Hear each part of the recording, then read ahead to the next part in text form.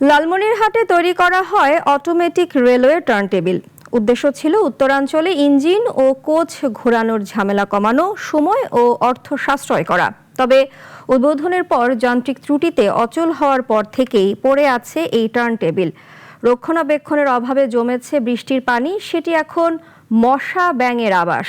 মহসিন ইসলাম শাওনের রিপোর্ট, জানাচ্ছেন শাশ্বতী সরকার। Lalmonirhat railway station থেকে মাত্র 500 মিটার দূরে নির্মাণ করা হয়েছিল আধুনিক এই প্রযুক্তি। ব্রিটিশ আমলের টার্নটেবিলের বিকল্প হিসেবে নতুন অটোমেটিক রেলওয়ে টার্মিনাল নির্মাণ করা হয়। পরীক্ষামূলকভাবে চালানোর পর 2025 সালের 26 মে আনুষ্ঠানিক উদ্বোধন করা হয়।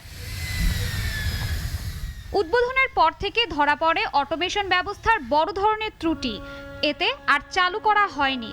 পরবর্তীতে রক্ষণাবেক্ষণ না করায় টার্নটেবিলটির চারপাশে জমে আছে বৃষ্টির পানি, নষ্ট হয়ে গেছে স্বয়ংক্রিয় মোটর। পুরো কাঠামোটি যেন পরিণত হয়েছে মশা ও ব্যাঙের ছোট্ট জলাশয়ে। এটা ঘোরানোর দুইটা সাইড আছে, একটা ফ্রন্ট সাইড, একটা রেয়ার সাইড। যখন আমরা ফ্রন্ট সাইডে চালাই তখন আমরা সিগন্যালগুলো সঠিকভাবে আমরা মার্ক করতে পারি, আর রেয়ার সাইডে যখন থাকি তখন আমাদের অনেক সময় সিগন্যাল দেখা যায় না। এই ঘোরানোর সুবিধাটা আমরা ঢাকা থেকেই পাই।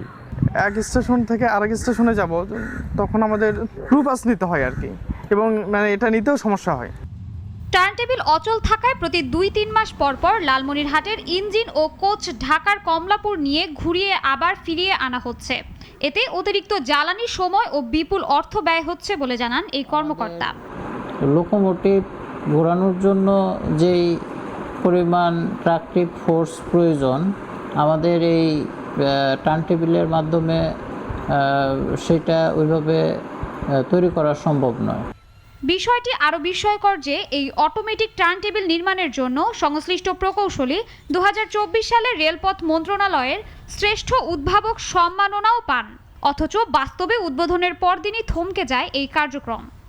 লালমনিরহাট টার্নটেবিলটি প্রাক্তন ডিএমই সাহেব এটা নিজ উদ্যোগে তৈরি করেছিলেন।